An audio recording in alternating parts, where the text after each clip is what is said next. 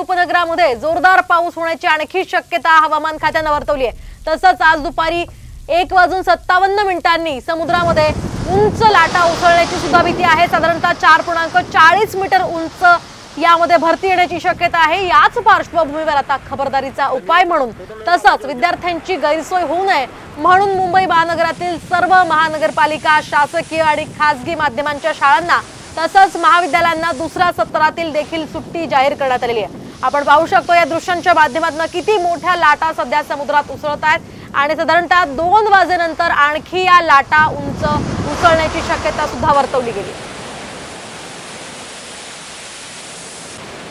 या संदर्भात आपण अधिक माहिती जाणून घेऊयात आमच्या प्रतिनिधी वैदेही काणेकर यांच्याकडून। वैदेही, काय सांगाल, सध्या मुंबईकरांना सतर्क राहण्याचं आवाहन केलं जात आहे, काय अधिकची माहिती या संदर्भात मिळते?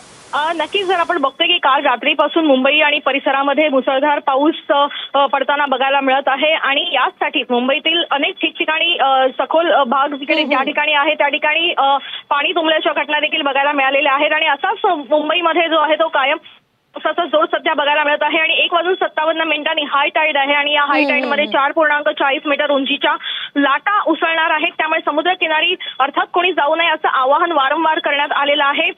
सध्या कंट्रोल रूम येथे मुख्यमंत्री एकनाथ शिंदे आणि मुंबईचे पालकमंत्री दीपक केसरकर देखील त्या ठिकाणी जाऊन आढावा घेत असल्याचं देखील दिसून येत आहे। त्यामुळे एकूण जर बघितलं तर सध्या मुंबईमध्ये अलर्ट अशी परिस्थिती बघायला मिळत आहे आणि हाय टाईडमुळे प्रत्येकाचं लक्ष सध्या लागून राहिलेलं आहे, कारण उंच लाटा आहेत त्या समुद्र किनाऱ्यावर कोणी जाऊ नये असा थेट इशारा देखील देण्यात आलेला आहे।